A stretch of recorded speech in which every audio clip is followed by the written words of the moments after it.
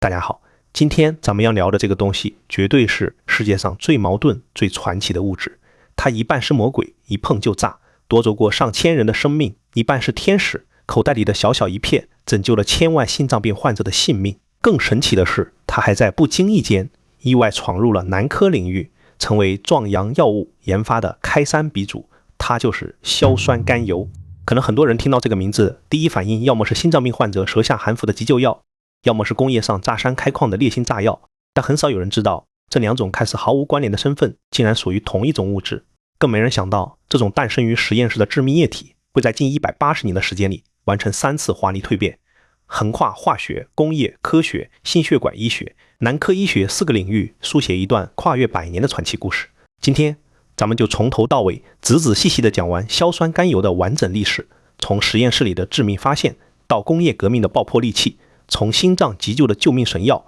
到意外解锁壮阳密码的科学影子，从无人敢碰的移动炸弹，到走进千万家庭的常用药物，每一个阶段都藏着不为人知的惊险、遗憾与惊喜。话不多说，咱们正式开启今天的故事。时间回到1846年，意大利都灵大学的一间实验室里，第一幕魔鬼诞生。实验室里的致命发现从1846年讲起。1846年的欧洲正处在工业革命的萌芽阶段，科技的火种正在慢慢点燃，化学界更是迎来了一个探索狂热期。当时消化反应是整个化学界最热门的研究方向，科学家们发现，只要给普通的有机物引入硝基，就能让这种物质的性质发生翻天覆地的变化，有的会变得极易燃烧，有的会变得极具腐蚀性，还有的会变得极具爆炸力。在意大利都灵大学有一位34岁的化学家，名叫阿斯卡尼奥·索布雷罗。索布雷罗出生于一个普通的医生家庭，从小就对化学和医学充满了兴趣。长大后考入都灵大学，是从当时著名的化学家泰奥菲勒·朱尔佩卢兹。佩卢兹是消化反应研究的先驱之一，他曾经成功合成了硝化棉花，一种点燃后会剧烈燃烧、火光冲天的物质。这种物质后来被广泛用于制作火药和炸药，也给了索布雷罗极大的启发。当时的索布雷罗一心想在消化反应领域做出突破，他看着导师合成的硝化棉花，心里一直在想，既然棉花经过消化反应能变得如此易燃，那其他更常见的有机物经过消化反应后会产生什么样的变化呢？他把目光投向了一种看似普通、随处可见的物质——甘油。甘油是一种无色无味粘稠的液体，当时主要用于制作肥皂、化妆品，甚至是食品添加剂。看起来温和无害，谁也不会把它和危险爆炸联系在一起。但索布雷罗却敏锐地意识到，甘油的分子结构中含有多个羟基，这种结构非常容易与硝基结合，发生剧烈的消化反应，或许能合成一种全新的物质。于是，索布雷罗开始了他的实验。大家可以想象一下，19世纪中期的实验室没有现在这么完善的安全设施，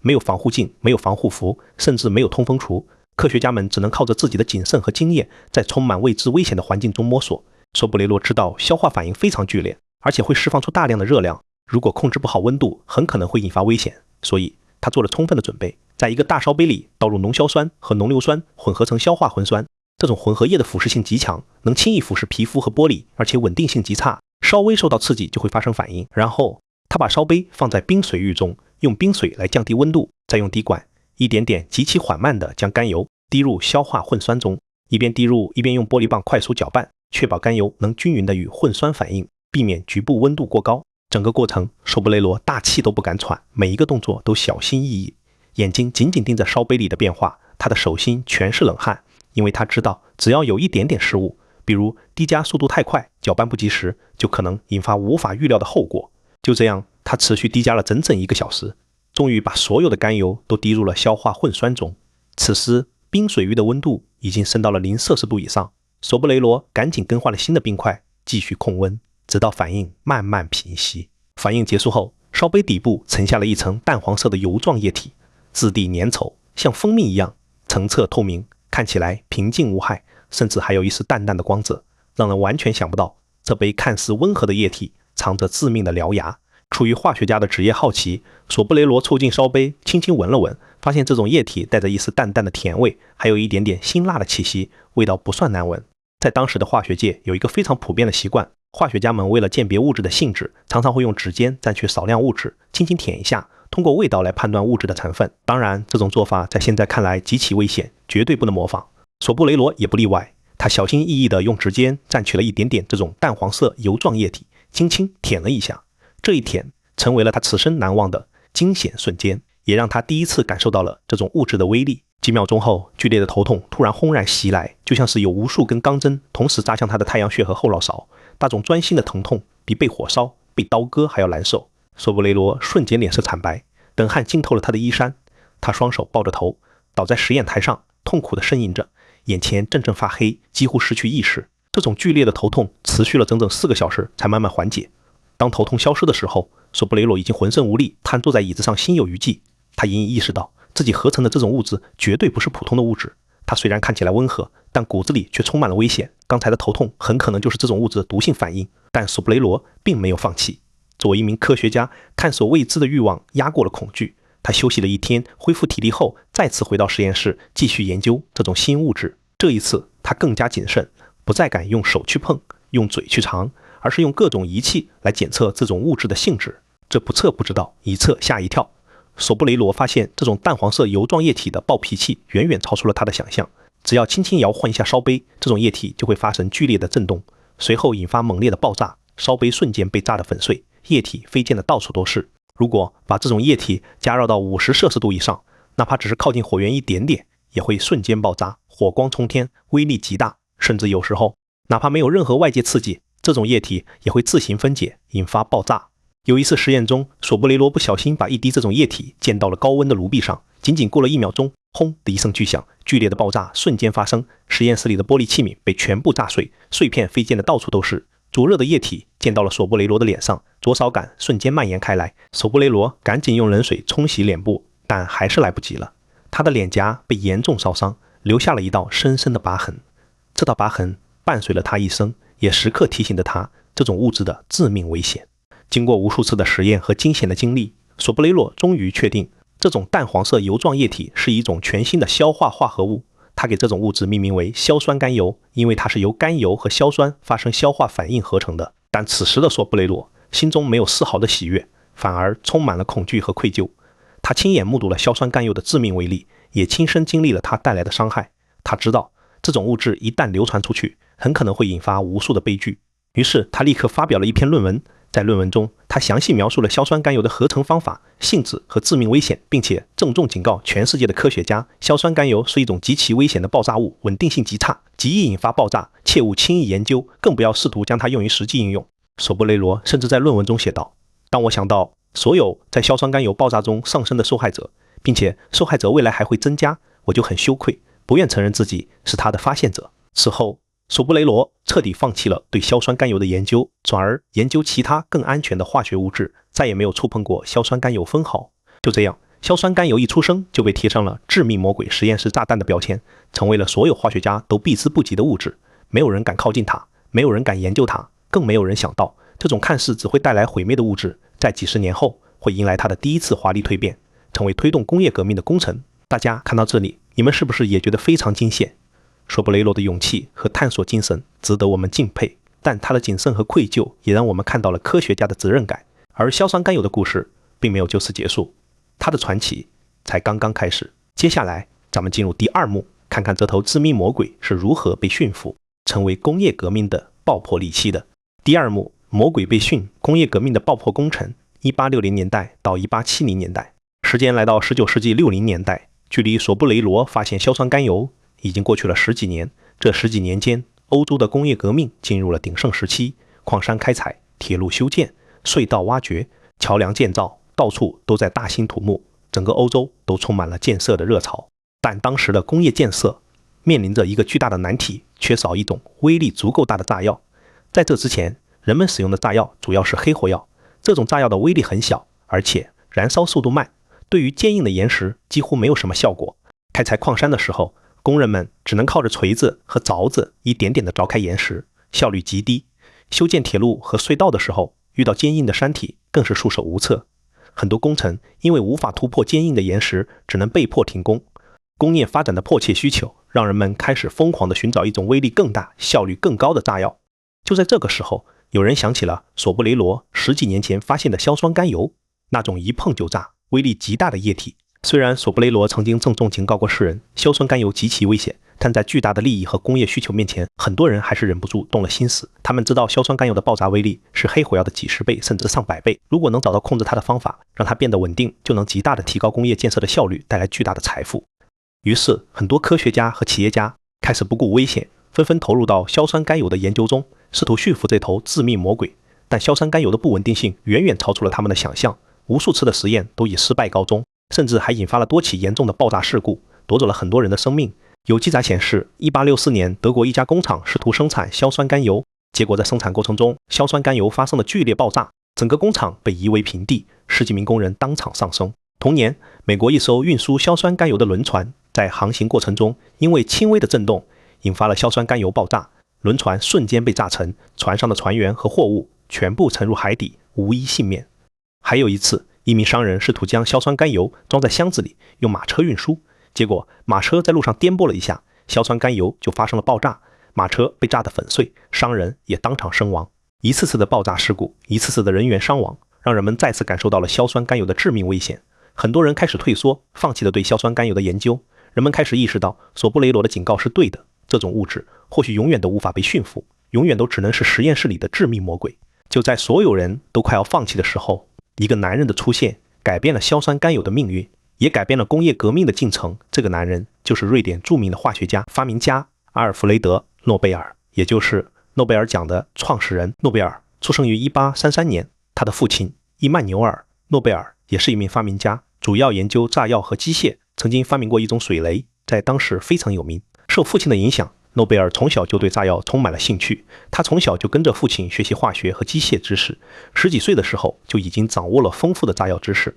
并且开始协助父亲进行炸药的研究。诺贝尔从小就非常聪明，而且极具毅力，遇到困难从不退缩。当他得知硝酸甘油的威力和工业界的需求后，立刻被这种物质吸引了。他知道硝酸甘油虽然危险，但只要能找到控制它的方法，就能给工业革命带来巨大的推动，也能给自己带来巨大的成就。于是诺贝尔不顾家人的反对，不顾外界的质疑，毅然投入到硝酸甘油的研究中。诺贝尔的父亲和弟弟也非常支持他的研究，甚至加入到他的实验团队中，和他一起探索驯服硝酸甘油的方法。但实验的过程充满了危险和坎坷，诺贝尔和他的团队经历了无数次的失败，也多次与死神擦肩而过。一开始，诺贝尔尝试了各种方法，试图提高硝酸甘油的稳定性。他尝试着往硝酸甘油中加入各种稳定剂，试图减缓它的分解速度，但都没有效果。他尝试着降低硝酸甘油的浓度，试图减弱它的爆炸威力，但这样一来，硝酸甘油的爆破效果也大打折扣，失去了实际应用的价值。他还尝试着改变硝酸甘油的储存方式，把它放在低温、阴凉干燥的地方，但即使这样，硝酸甘油还是会偶尔发生爆炸。1864年9月3日，一场突如其来的灾难降临到了诺贝尔的实验团队身上。当天，诺贝尔和他的弟弟艾米丽还有几名助手正在实验室里进行实验，他们试图将硝酸甘油和黑火药混合，看看能不能提高硝酸甘油的稳定性。就在实验进行到一半的时候，混合液突然发生了剧烈的爆炸，轰的一声巨响，整个实验室瞬间被夷为平地，火光冲天，烟雾弥漫。诺贝尔当时因为有事，暂时离开了实验室，侥幸逃过一劫。但他的弟弟艾米丽还有5名助手全部在这场爆炸中丧生，他的父亲也因为伤势过重，不久后就去世了。当诺贝尔回到实验室的时候，看到的只是一片废墟，听到的只是亲人的噩耗，他悲痛欲绝，几乎崩溃。这场爆炸不仅让诺贝尔失去了亲人，还让他受到了外界的巨大质疑和指责。很多人都指责他，说他不顾他人的生命安全，执意研究这种致命的物质，甚至有人要求政府禁止他的实验。面对亲人的离世、外界的指责和实验的失败，诺贝尔陷入了深深的绝望，但他并没有放弃。他知道自己不能辜负弟弟和助手的牺牲，不能辜负父亲的期望，他一定要驯服硝酸甘油，完成他们未完成的事业。于是，在悲痛过后，诺贝尔重新振作起来，他把实验室搬到了一艘驳船上，在马拉伦湖上继续他的实验。因为陆地上的人们已经禁止他进行实验，他只能在湖面上，远离人群的地方继续探索。在湖面上的驳船上，诺贝尔度过了无数个日夜，他一次次的实验，一次次的失败，一次次的调整方案，始终没有放弃。他仔细分析了每一次爆炸的原因，总结了每一次实验的经验，慢慢摸索着硝酸甘油的特性。功夫不负有心人，1866年的一天，一个偶然的机会，诺贝尔终于找到了驯服硝酸甘油的方法。当天，他正在实验中，不小心把一个装有硝酸甘油的瓶子摔在了地上，瓶子破碎了，里面的硝酸甘油流了出来，溅到了地上的硅藻土上。硅藻土是一种多孔的惰性粉末，减少震动。诺贝尔当时吓得浑身发抖，他以为硝酸甘油接触到地面的震动一定会引发剧烈的爆炸，他甚至已经做好了逃跑的准备。但奇怪的是，过了几秒钟，硝酸甘油并没有爆炸，反而被硅藻土牢牢地吸附住了，形成了一种类似面团的固体物质。诺贝尔愣住了，他小心翼翼地走上前，观察着这种固体物质，然后又大胆地用手摸了摸，发现它非常稳定，轻轻摇晃敲击都没有发生任何反应。他把这种固体物质加热到50摄氏度以上，也没有发生爆炸，甚至他还把这种固体物质扔在地上，用力踩踏，它依然没有爆炸。诺贝尔心中一阵狂喜，他意识到自己终于找到了控制硝酸甘油的方法，用硅藻土吸附硝酸甘油就能让它变得稳定可控。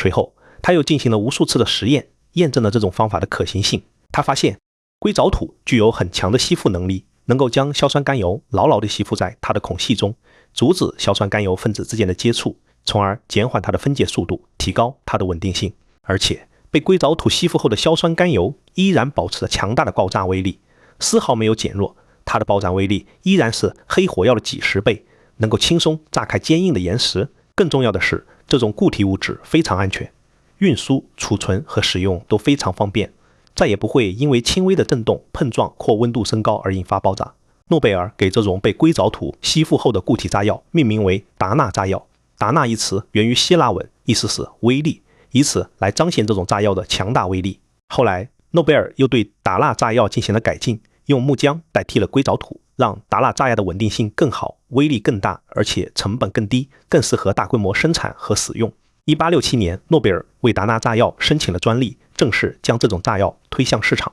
达纳炸药的出现立刻引起了工业界的轰动，它完美地解决了当时工业建设中缺少威力大、稳定性好的炸药的难题，迅速被广泛应用于矿山开采、铁路修建、隧道挖掘、桥梁建造等各个领域。在矿山开采中，工人们只需要在岩石上钻一个小孔，放入少量的达纳炸药，点燃引线，就能轻松炸开坚硬的岩石，开采效率提高了几十倍。在铁路修建中遇到坚硬的山体，用达纳炸药进行爆破，就能快速打通山体，修建隧道，让铁路能够顺利延伸。在桥梁建造中，用达纳炸药清理河道，炸掉礁石，就能为桥梁的建造创造条件。达纳炸药的出现极大地推动了欧洲工业革命的进程，也推动了全世界的工业发展。它让曾经难以开采的矿山变得容易开采，让曾经难以修建的铁路和隧道变得顺利，让人类的工业建设能力得到了质的飞跃。而诺贝尔也因为达纳炸药的发明，成为了当时世界上最富有的人之一，也成为了人们心中的炸药大王。但诺贝尔并没有停下脚步，他继续对炸药进行研究，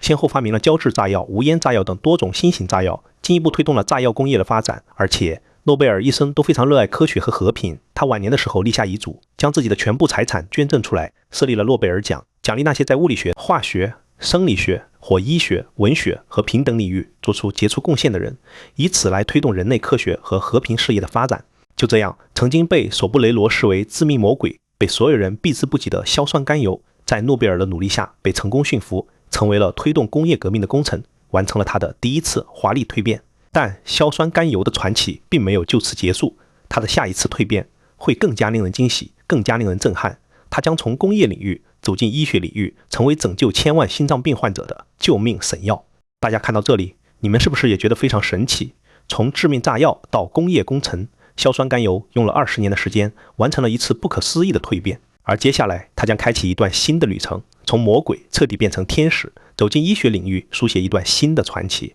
咱们休息一下，马上进入第3幕，看看硝酸甘油是如何成为心脏急救神药的。第3幕，天使降临，心脏急救的救命神药。1870年代到1900年代，时间来到19世纪70年代，距离诺贝尔发明达纳炸药已经过去了10几年。这10几年间，达纳炸药在全世界范围内得到了广泛的应用，硝酸甘油也成为了工业领域不可或缺的重要物质。但此时，没有人会想到，这种用于炸山开矿的烈性炸药竟然会和医学和心脏病治疗联系在一起。而这一切的开端都源于一个偶然的发现，工厂里工人的异常反应。当时欧洲有很多生产达纳炸药的工厂，工厂里的工人每天都要接触大量的硝酸甘油，他们需要将硝酸甘油和硅藻土混合制作达纳炸药。在这个过程中，不可避免的会接触到硝酸甘油的蒸汽，或者不小心让硝酸甘油沾到皮肤。久而久之，工人们发现了一个奇怪的现象，很多长期接触硝酸甘油的工人都会经常出现剧烈的头痛。这种头痛和索布雷洛当年经历的头痛非常相似，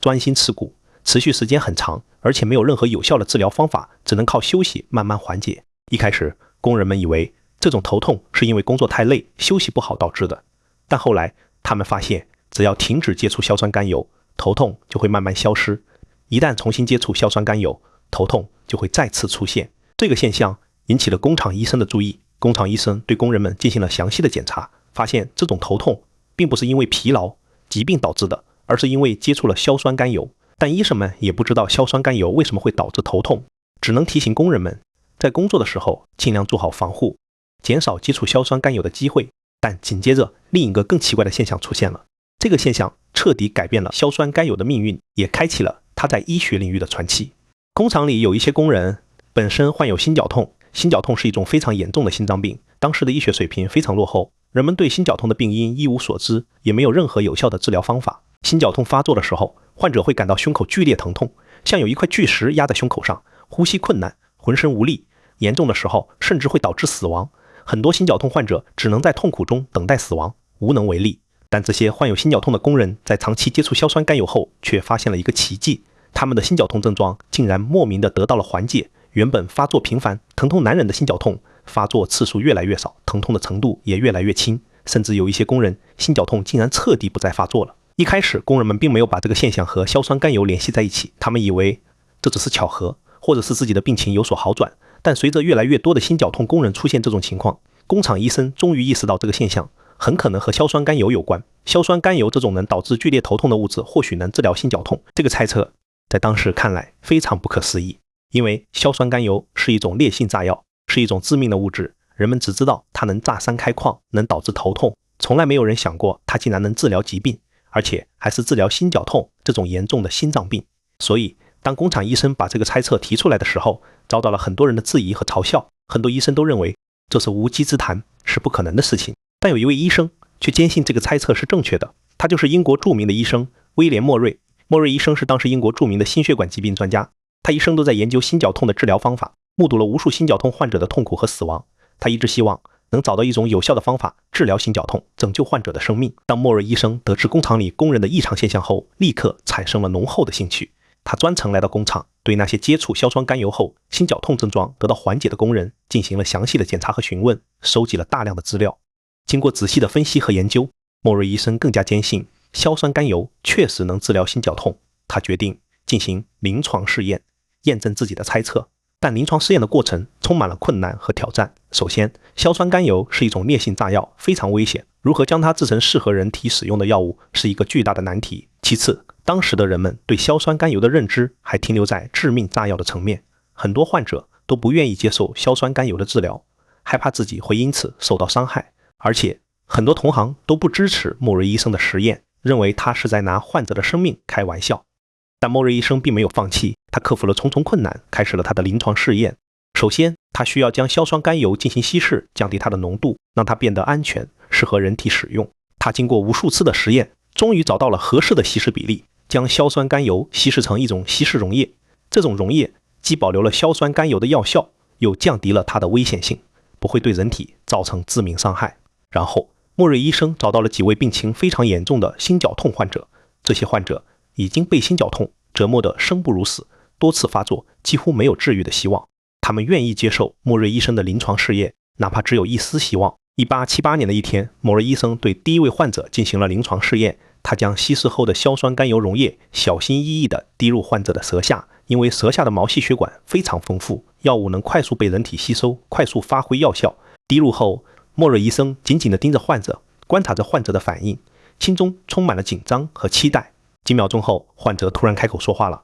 医生，我的胸口不疼了，呼吸也顺畅了，太神奇了。”莫瑞医生愣住了，他赶紧对患者进行检查，发现患者的心率变得平稳，呼吸变得顺畅，原本苍白的脸色也变得红润起来，心绞痛的症状竟然在短短几分钟内就得到了彻底的缓解。莫瑞医生心中一阵狂喜，他知道自己成功了，他终于找到了治疗心绞痛的有效方法。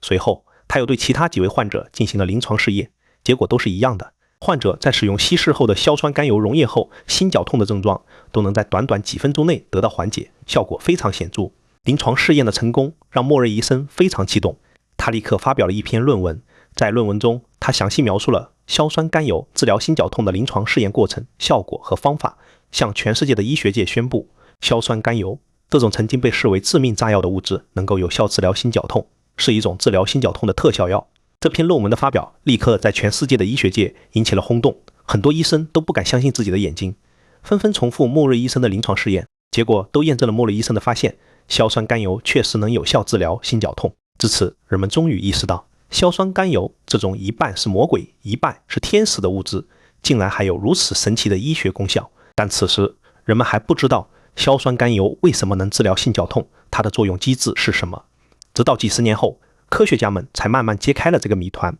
原来硝酸甘油进入人体后会分解产生一种物质一氧化氮。一氧化氮是一种非常重要的信号分子，它能快速扩张人体的血管，尤其是冠状动脉。冠状动脉是给心脏供血的主要血管，当冠状动脉扩张后，心脏就能获得充足的血液供应，从而缓解心肌缺血缺氧的情况，达到治疗心绞痛的效果。而当年索布雷洛和工厂工人经历的剧烈头痛其实是硝酸甘油的副作用。硝酸甘油不仅能扩张冠状动脉，还能扩张全身的血管，包括脑血管。当脑血管扩张后，脑部的血流量会突然增加，导致颅内压力升高，从而引发剧烈的头痛。虽然这种头痛非常难受，但它也从侧面证明了硝酸甘油的血管扩张作用非常强大。莫瑞医生的发现彻底改变了心绞痛的治疗现状，也改变了硝酸甘油的命运。硝酸甘油这种曾经用于炸山开矿的烈性炸药，正式踏入了医学领域，成为了治疗心绞痛的救命神药。但此时的硝酸甘油还存在一个很大的问题，它的剂型是稀释溶液，使用起来非常不方便，而且不易储存和携带，无法满足心绞痛突发时的急救需求。心绞痛发作的时候往往非常突然，患者需要在最短的时间内使用药物，否则就可能有生命危险。而稀释溶液的硝酸甘油需要用滴管滴入舌下，操作非常繁琐，而且携带起来也很不方便，很难满足急救的需求。所以科学家们开始致力于研究硝酸甘油的新剂型，希望能制成一种使用方便、易于携带、能快速起效的剂型。经过几十年的研究和探索，科学家们终于制成了硝酸甘油的新剂型——硝酸甘油舌下含片。这种含片将稀释后的硝酸甘油制成小小的药片，放在舌下，不需要用水送服，舌下的毛细血管就能快速将药物吸收，1到2分钟就能起效，短短几分钟内就能缓解心绞痛的症状，非常适合心绞痛突发时的急救。而且这种舌下含片体积非常小，便于携带，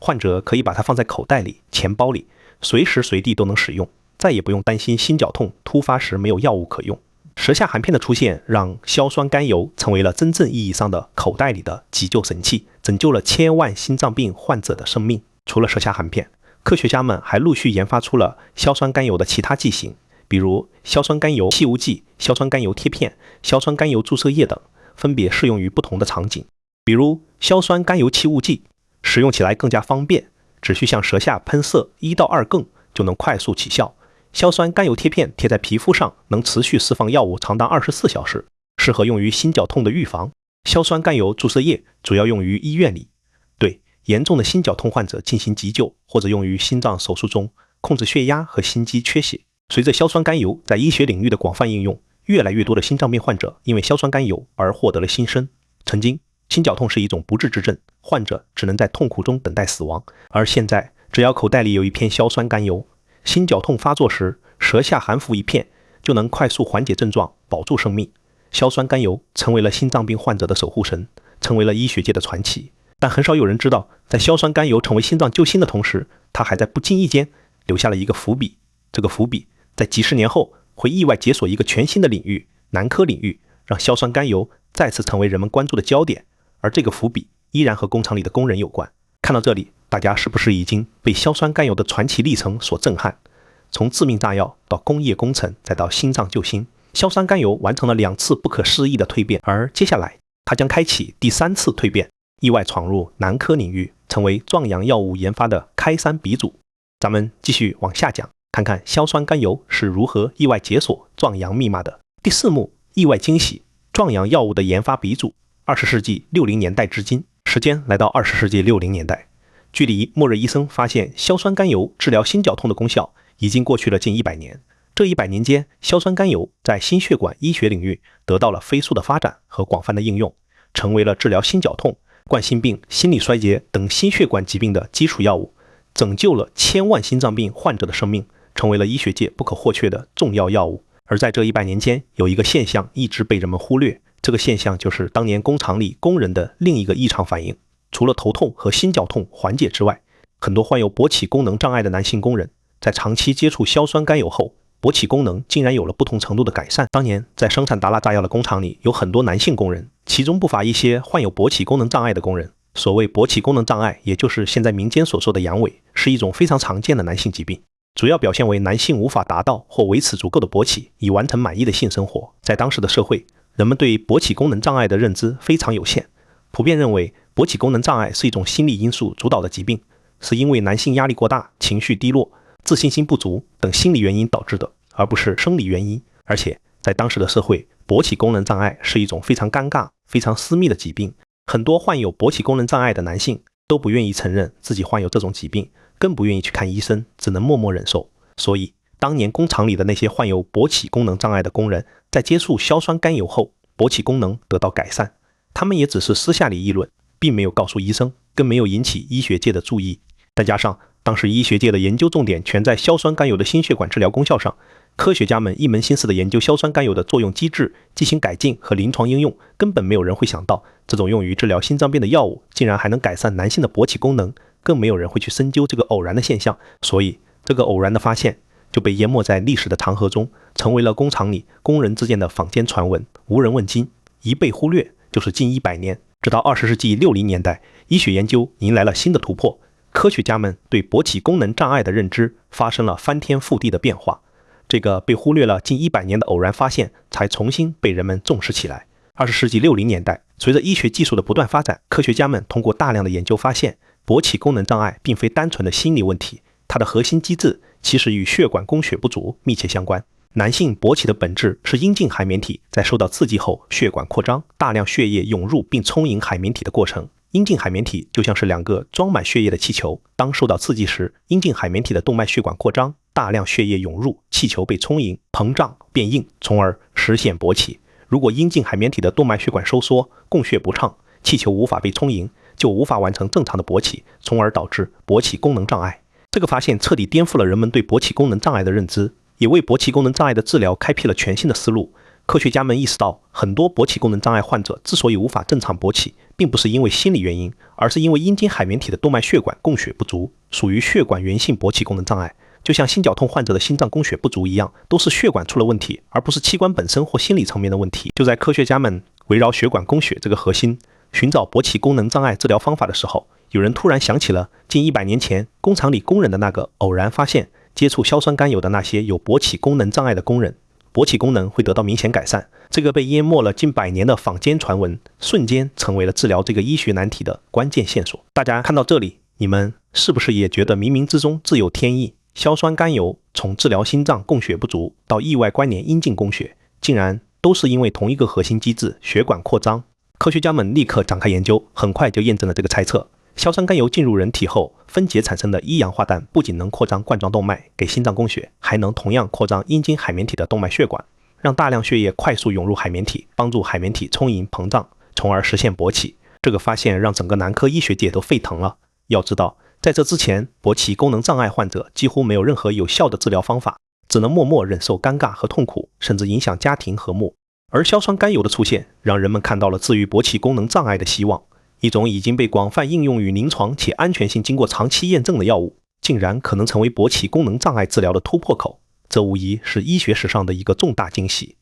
随后，科学家们立刻展开了大规模的临床试验，将硝酸甘油应用于血管源性勃起功能障碍患者身上，测试它的治疗效果。临床试验的结果果然没有让人失望，很多长期被勃起功能障碍困扰的患者，在使用硝酸甘油后都能成功实现勃起，完成满意的性生活，而且起效速度非常快，和它治疗心绞痛一样，几分钟内就能看到明显效果。但科学家们也很快发现，硝酸甘油虽然能治疗勃起功能障碍，但它并不是完美的，甚至存在很多难以解决的缺点，这也让它最终没能成为治疗勃起功能障碍的一线药物。到底是什么缺点呢？咱们慢慢说，大家也能理解。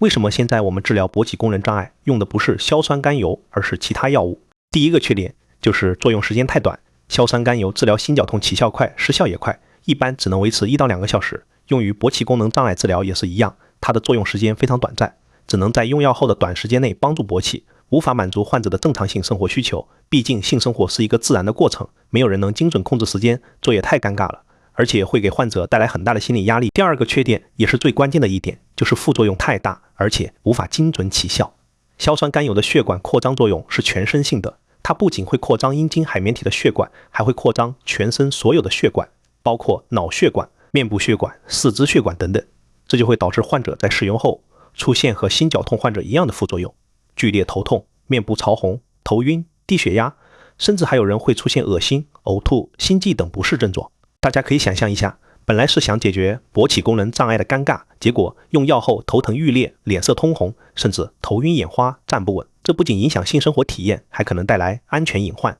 尤其是对于本身就有高血压、心脏病的患者来说，低血压的副作用甚至可能危及生命。而且这种全身性的血管扩张也意味着硝酸甘油无法精准作用于阴茎海绵体，大部分药效都浪费在了全身其他部位，治疗效率很低。第三个缺点就是口服硝酸甘油的生物利用度太低。什么是生物利用度呢？简单来说，就是药物吃进肚子里能被人体吸收，发挥药效的比例。硝酸甘油口服后会经过肝脏代谢，而肝脏会快速将硝酸甘油分解掉，导致大部分药物还没来得及发挥作用就被排出了体外。能真正到达阴茎海绵体，这发挥扩张血管作用的药量非常少，几乎起不到治疗效果。